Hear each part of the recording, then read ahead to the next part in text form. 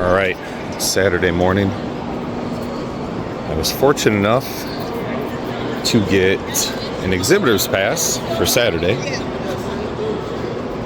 So I am in, and thank goodness, because look at the line. It's 8:30. Show doesn't open until 10. But look at hour and a half before the doors open, there are already hundreds of people waiting to get in.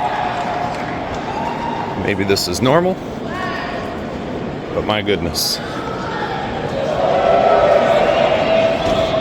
This is Saturday, C2E2, an hour and a half before the doors open. There is some energy though, that's for sure. All right, so we're gonna go behind the scenes here on setup on day 2.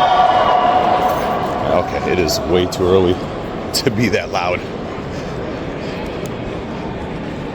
All right, so let's walk around. Well, we have some elbow room because at 10 o'clock it's gonna be crazy.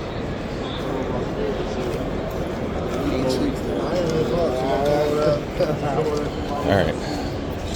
AMC stocking up on the popcorn, and they're selling a bunch of popcorn buckets too. You guys know how crazy those things have gone.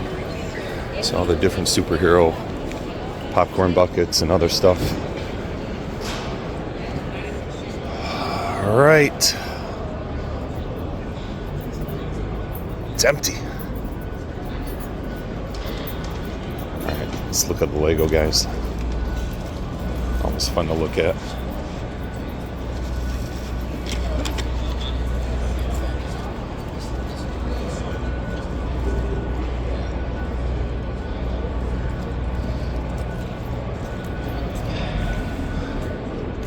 Football fans. Here are my Detroit Lions right there.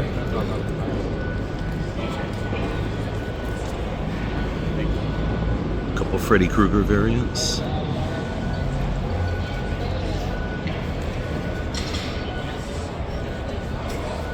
Let's see, what else?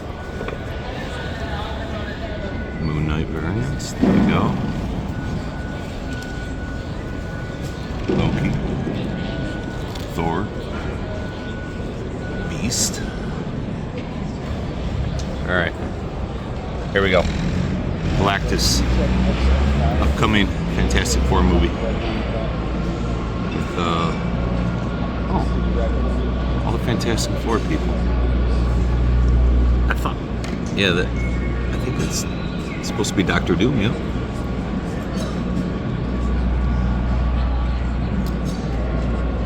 Mr. Sinister, when are we getting him? Morning. All right, onward. Whew. Look at these nice open aisleways. I love it. Here we have some exclusives. Again, I don't know if they're exclusives for this show, but nonetheless, exclusives for this booth. If you guys are into that. I don't remember if I mentioned yesterday, I am going to try and grab an exclusive if I can find it. That's kind of cool.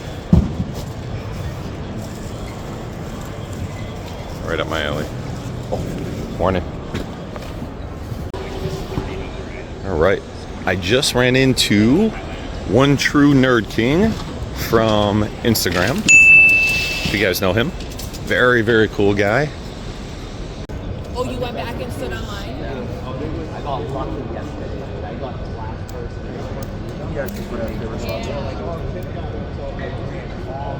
Yeah, I got you. I love you. Thank you. All right, the package, we're good. Okay, good. Oh, look. He has one of the New York Comic Con ones there. Oh. There it is right there, New York Comic Con one. Which? All right, hold on. It's the Daredevil. Oh, okay, okay. Yeah, maybe you could buy it. It'd be cheaper. It'd be cheap. All right, so this is the John Tyler Christopher line. He's got one of the more popular exclusives here. He's got a Venom cover and a Mary Jane cover. And this line goes very, very far back. I know it's hard to see with all the people running around, but a lot of these people are not gonna, oh, keeps going further and further. So some of these poor people are not gonna be able to get those exclusives, but they are beautiful covers. So good luck to everyone waiting in line. Okay, onward. All right, the doors have opened. People have been streaming in, and it's gonna be crazy. It's already kind of crazy. It was much nicer at 8:30 in the morning. But, all right.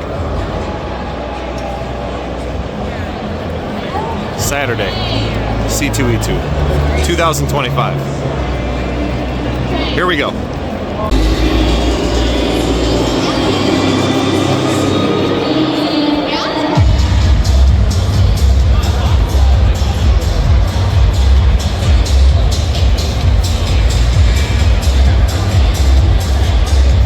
People are just streaming in. Streaming in. I say it's like 100 people every 30 seconds are coming in here. All right. Let's go do something fun. All right. Let's check out Galloping Ghost Arcade. Oh, yeah. From somewhere here in Chicago. It's Kuberg. Rambo 3, WrestleMania. You know what's interesting? When you take a video of an arcade monitor, you get these lines. But when you're looking at the screen and actually playing the game through your own eyes, those lines aren't there. Unless the monitor's really screwed up. So I don't know what kind of phenomenon that's called. Someone smarter than me can explain that.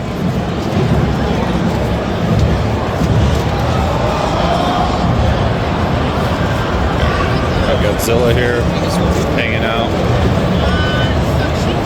Right next to the Godzilla game.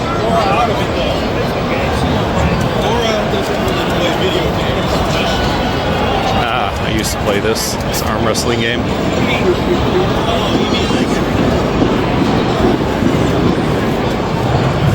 Burger Time, classic. Mortal Kombat 2. And you got the magic punches and then the uppercut. Rampage, always a great game.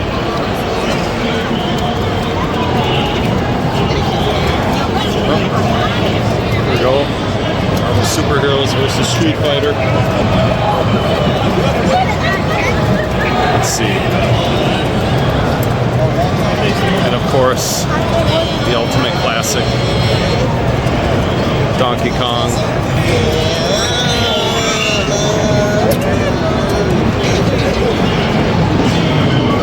And then this isn't the original arcade cabinet. This is 20 years, so probably 2001, I would guess. They made this Miss Pac-Man Galaga combo machine that everybody in the world who had a business bought. All right, so it's a classic arcade. Very cool. So this is kind of cool. They're trying to get a bunch of people to race Mario Kart together on the big screen. And then looks like they're giving away trophies. Of course, in second place, so that's kind of fun. I was hoping to wait around for the actual race to start, but they are taking forever building this up. So anyway, kind of cool. A lot of people standing around watching. Fun stuff. All right, we are here at Rick's Comics and Grading. I think they're out of Chicago. Met some of the guys that work here earlier this morning, so I thought I'd stop by. I didn't even know that there were comics on this side of the convention floor. So I'm way over by the emergency exit, but yeah, here's another booth over here. I don't know who that is. We'll go check them out. And then Look at Wild Bill's old-fashioned soda. Old-fashioned soda pop. Can't tell, but there's a really big line for it. And then you get up to the front, and I think you get like one of these cool mugs. Anyway, we may have to go try it. All right, let's go see this booth over here.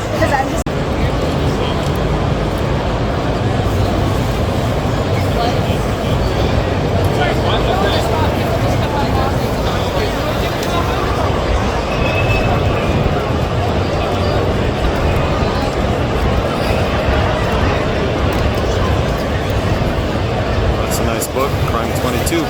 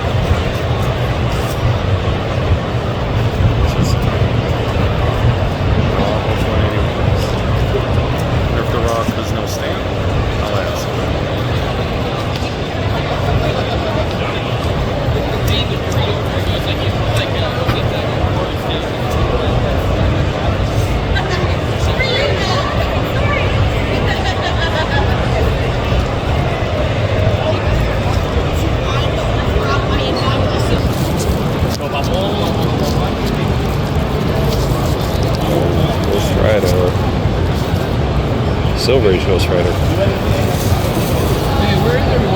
Danny Ketch Ghost Rider. And by the way, Silver Age Ghost Rider is who? Carter Slade.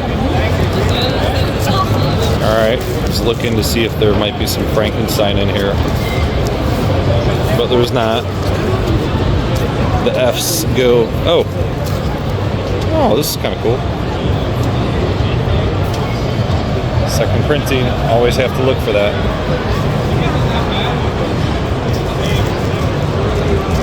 Second prints are still good though.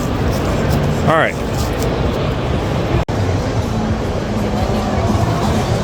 All right, we're in a cool little corner here of the convention floor, and you don't see a lot of graded Transformers.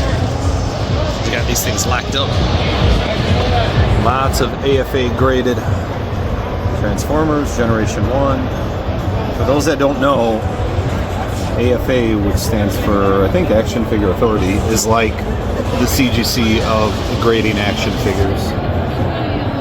So, kind of cool. I think I've got 2 or 3 of the Dinobots, but I don't have all 5.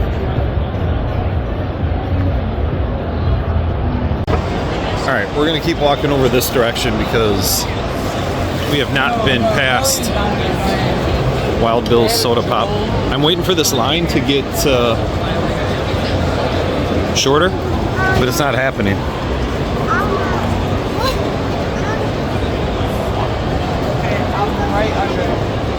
Anyone know anything about blockies?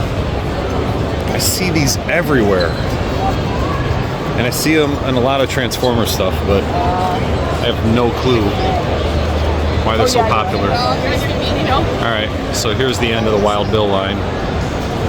Back here. You gotta get in line there. Alright, let's go down here. Huge, huge Funko store right here.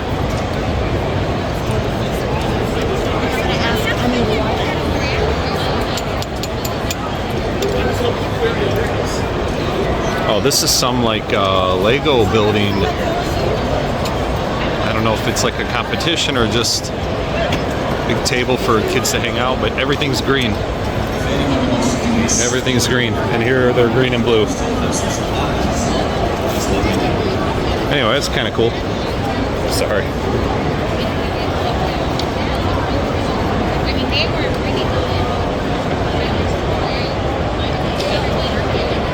Alright, some Star Wars thing going on there. More kid stuff going on here. Kids hanging out, coloring. Alright, we're slowly going to go down this aisle and see what we find. So there's some long line here. People waiting to get an autograph. We're going to find out who they're waiting for. It's probably someone I don't know. The line wraps around here.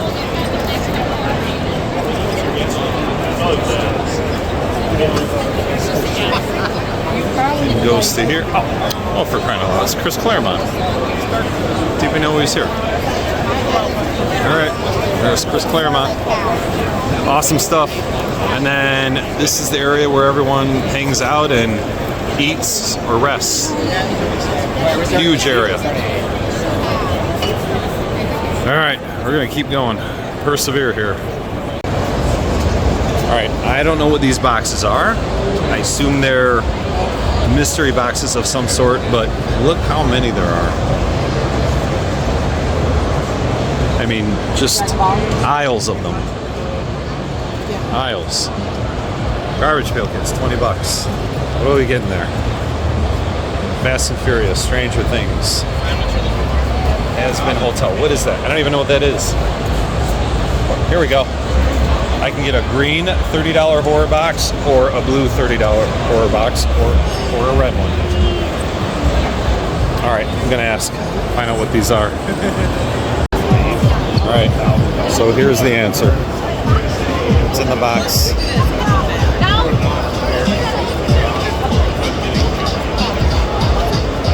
Mystery bags. You could get toys, Funkos, comics, action figures, keychains, socks, jewelry, stickers, hats, cups, plushies, puzzles, coloring books, and more.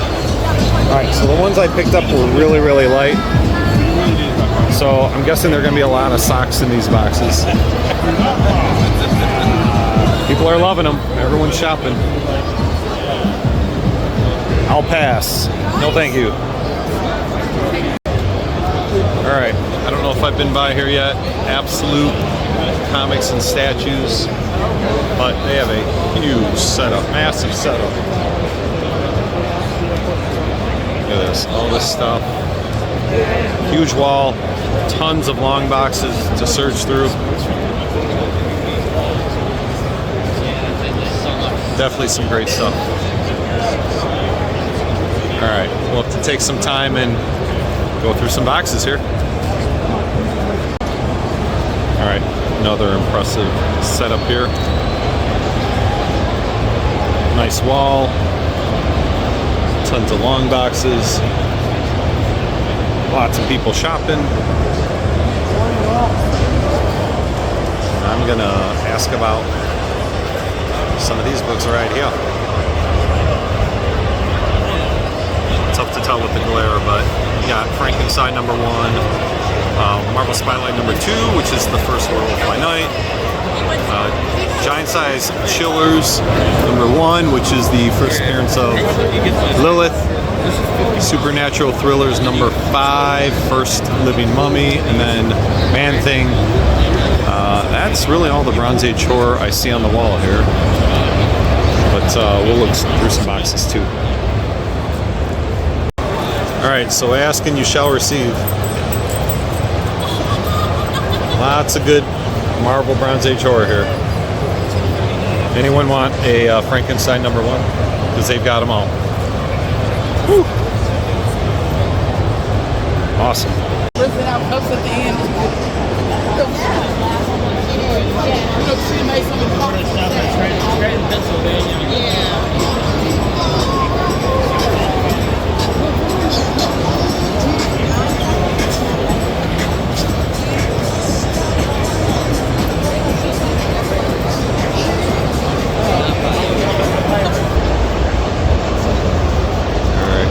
Stuff going on here, because I think that's Jerry the King Lawler for all you WWE fans out there.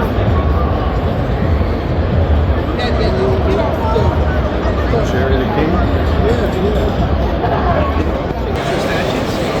All right, over here we've got Red Hood Comics. Always some great stuff. We'll go check out the bins in a little while.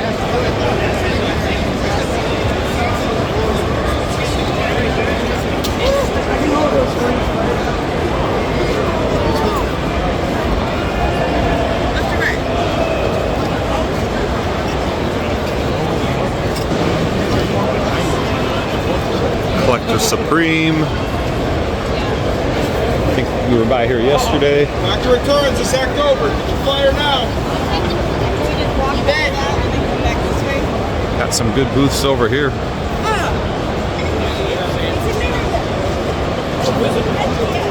The Reese Brothers, always with great stuff, as always.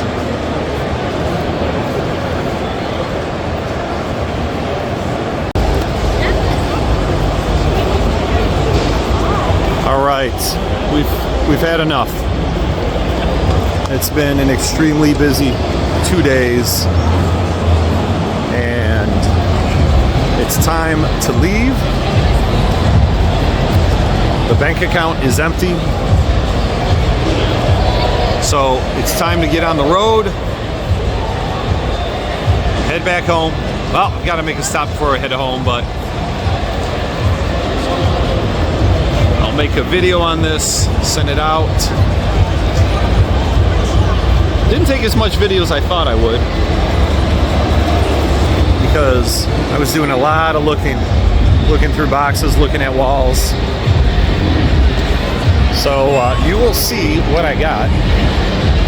The stacks are high, but I'll just take like the best of the best. Show everyone that in the wrap up. Lots of people leaving. More leaving than showing up, but still some people coming back. So a couple hours left in the show, but can't do anymore. Can't do anymore. It's time to get on the road. All right. Signing off from C2E2 2025. All right, that was it. C2E2 2025 is in the books, and I had a great time. It was a lot of work. It was exhausting, and I only went for 2 of the 3 days. I went Friday and Saturday. Hopefully you've already watched the Friday video, which I put out a couple days ago. This whole video had to do with Saturday, and now I'm about to show you the books that I got. But before I do that, let me just kind of sum it up. Again, exhausting show, a ton of people, especially on Saturday. Friday was really nice. Like a lot of conventions, Friday is not nearly as busy as Saturday, and Sunday, I would say, is busier than Friday, but again, not as busy as Saturday. I only went again Friday and Saturday because I had other plans. I had to go out of state in Indiana on Sunday. So I left Saturday evening and drove down there. But, and also I made a stop during Saturday in between. I had to go look at a collection. It was a very, very quick trip. I actually went into the weekend thinking there was an outside chance I was going to look at 2 collections. One wasn't able to work out. We just weren't able to align our schedules, but I was able to make a quick look at another collection, which I'm interested in, just not ready to get it yet. It's a very large collection, and so that was my first look at it, and I'm planning another trip out there to go look at that collection again, as well as to go look at this other collection. So not going to do a video on that because it was literally like an hour and a half out of my day on Saturday, but nonetheless, back to the convention. I would say it is, so the biggest convention we have here in Michigan is Motor City Comic Con, which is actually coming up in a few weeks. And this is about, I'd say, 2, 3, 4 times the scale as that, right? C2E2, very, very big convention. A lot of great comic book sellers. More comic books than you'll ever see at Motor City Comic Con. More celebrities and creators than you'll ever see at Motor City Comic Con. Although Motor City does do a pretty good job at that. The downside of Motor City Comic Con is just not as many comics, right? Still some great vendors there. But anyway, C2E2 was a little overwhelming at first. But once you kind of make your way around, and like I was going solo on this mission. So once you make your way around, you figure out which way's which. It became very easy to navigate and to find where I needed to go. But again, Saturday was just, man, it was hard to get some breathing room, and they sold out. just so you know, they sold out on Saturday. So if people were looking just to pick up a ticket on Saturday and show up, you could not get in. And I was fortunate enough to get a vendor's badge to get in on Saturday. So that was helpful to get in early. But anyway, let's get into what I picked up. So I'm not going to show you everything because I got more than a short box worth of comics. Okay, see these boxes back here? Those are graded boxes. But and by the way, this is a temporary space, and I think I've told you guys that before. I've got another space that is still many weeks away from being done. And some people get a little bit worried because they see the comics up in the back there and they see the sunlight coming in. The only time those comics go up is when I'm recording here. And as soon as I'm done recording, they come down, and those shelves usually have just family pictures on them. But I put those up just to give people some things to look at when you're watching the video, and I change them up every single time. So anyway, don't worry about the sunlight. They're only up here for however long it takes me to record the video. Then they come right down. But nonetheless, so I'm not going to go through the entire short box. I'm kind of just going through things that I picked out on my own. So I'm going to start with the modern stuff. I don't buy a lot of modern comics, but in this case, I wanted to pick up some exclusives. So the first one I picked up is this Megatron cover. So this is actually Transformers number 19 from Image. The actual Megatron variant I wanted to pick up was a Mark Spears variant, and I was looking all over for it. And finally, after talking to a bunch of people, I found out that that cover wasn't actually being sold anywhere at the convention. It was all in an online exclusive, and I think it was maybe Whatnot, maybe more than that.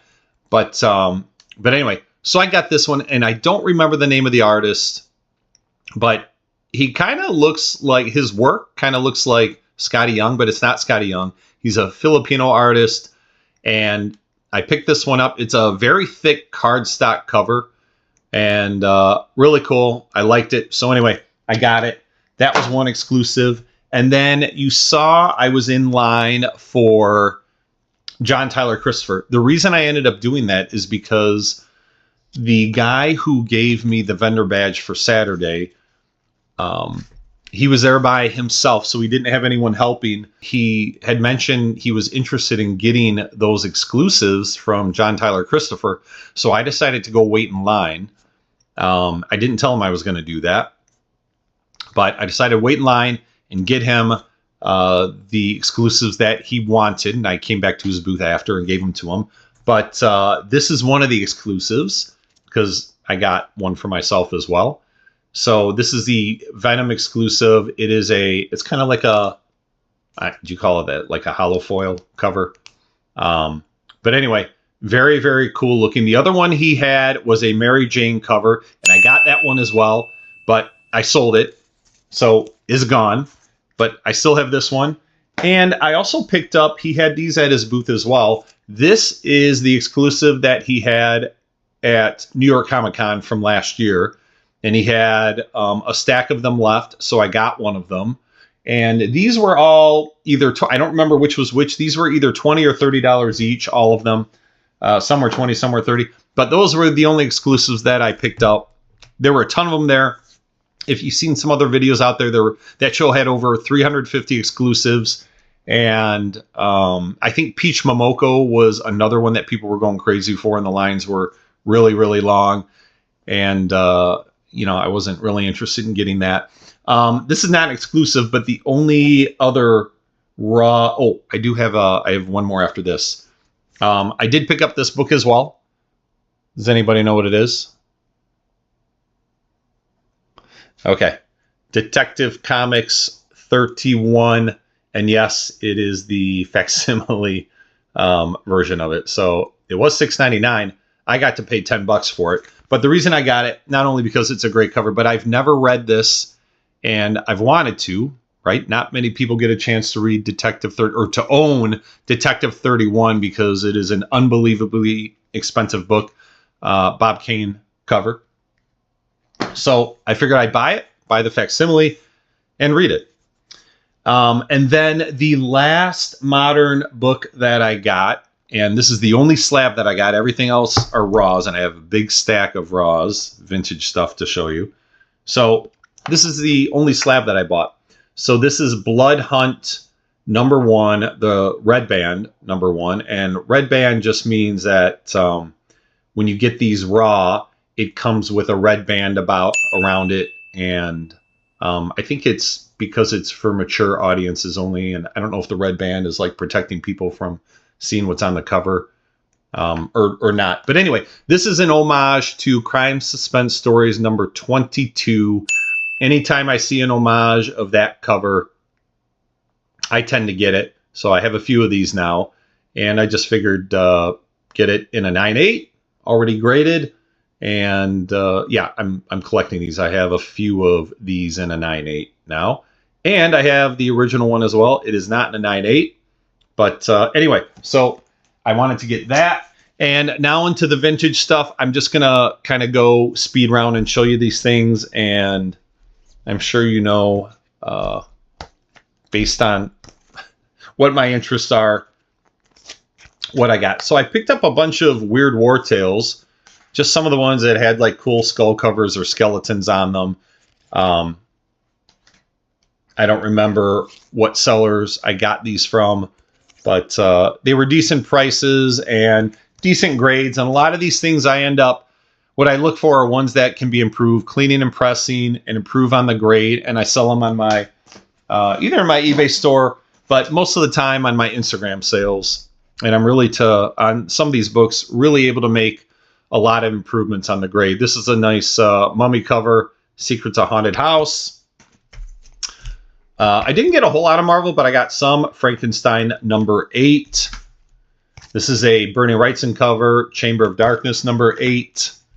And then not a lot of superhero books, but here's one of them. Batman 194. I've always loved this cover with the Batman name title.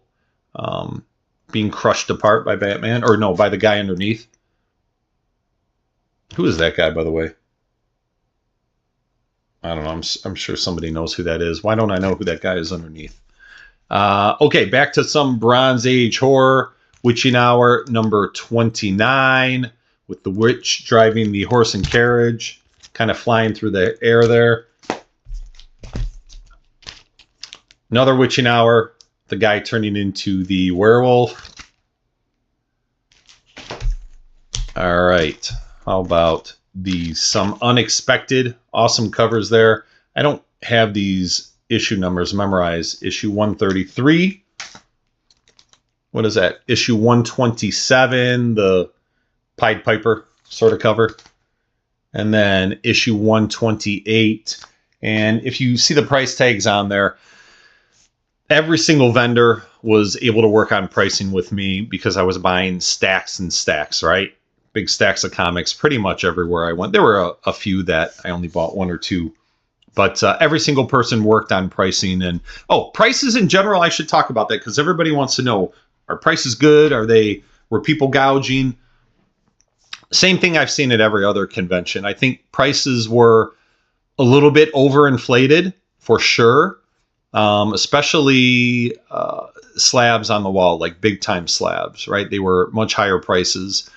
But if you were looking to put a stack together of, some raw books, and whether they came from the wall or in their boxes, they were willing to work with you on prices and bring them down, sometimes quite a bit. Again, if you bought a lot. And I think at the end of the day, once that happened, right, and the prices were adjusted based on some bulk pricing, then it was, I believe it was relatively fair pricing and fair market value pricing. Did I overpay maybe a little bit on some things?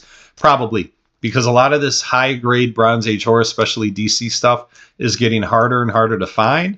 And I'm okay pricing or paying a little bit more for some of that stuff. This DC special number 11 is another Neil Adams cover that people don't talk about a whole lot. So whenever I find it now, I try to pick it up. VG or better, I pick it up. House of Mystery 205, an awesome cover I always get with Death, floating in the casket, rowing his way down the whatever little river that is with the black cat riding on the coffin. All right, Unexpected Werewolf cover. These are from Worldwide Comics. If you see the sticker on here, you may not be able to read it, but Worldwide Comics has a great selection. I had heard that they had not been at this convention at C2E2 in a while. I don't know if that's true or not, but a couple people had mentioned that. I didn't ask them directly, but they great people working there, very, very nice. Again, willing to work with you on pricing, on some, at least on the stuff that I bought. Maybe you can't work with people on everything, but on the books I bought, they did. So huge layout. And then, you know, tons of long boxes, great stuff, easy to work with.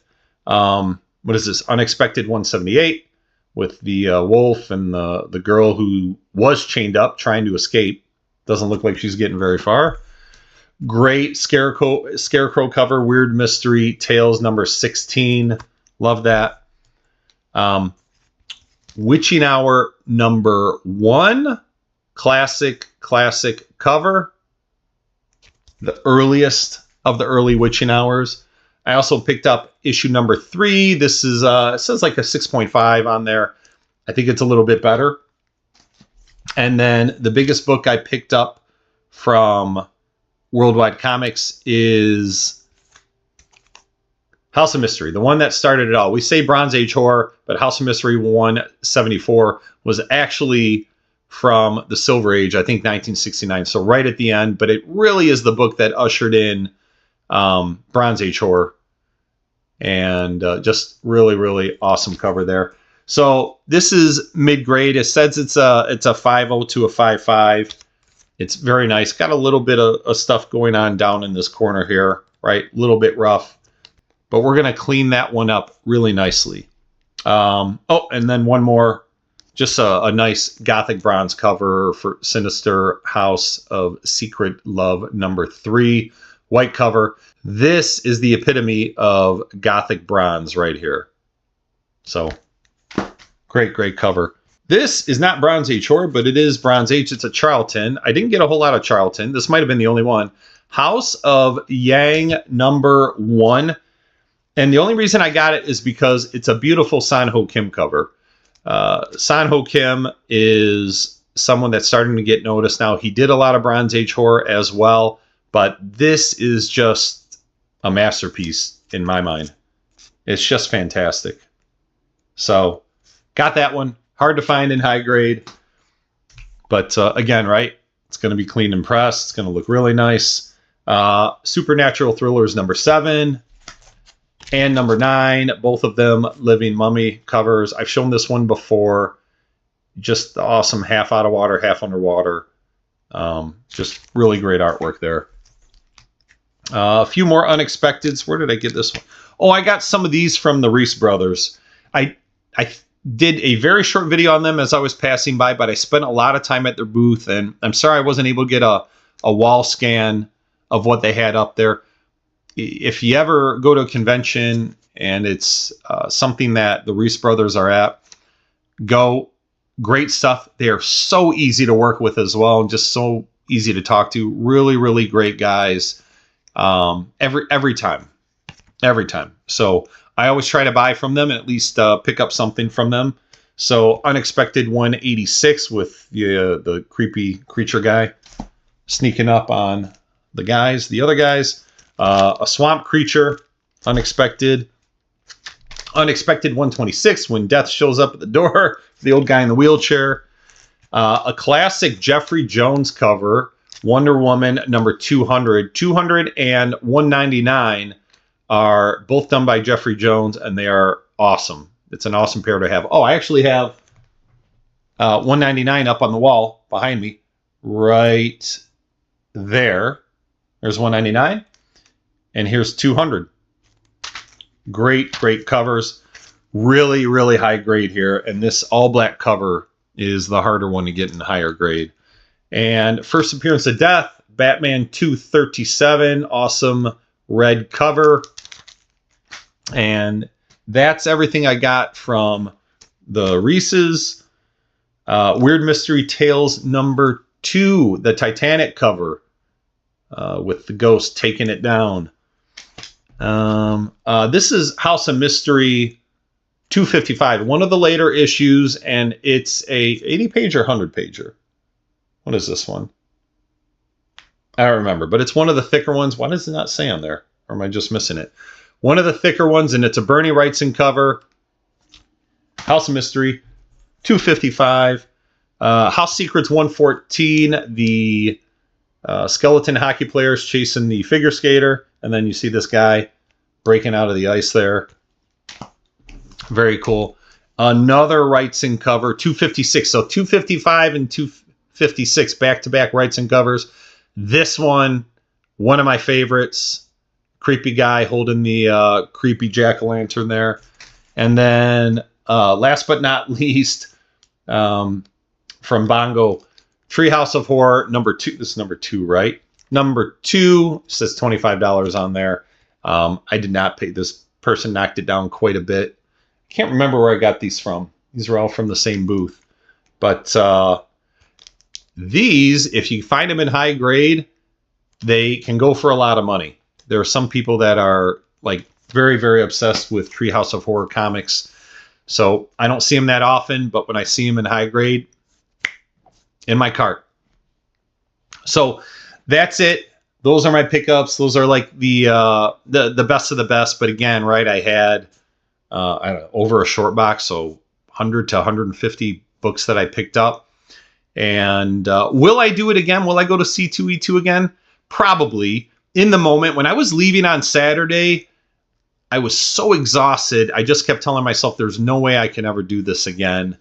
But if I go again, and I will want it, now that I've had a few days to kind of relax and get my energy back, yes, I would want to go again.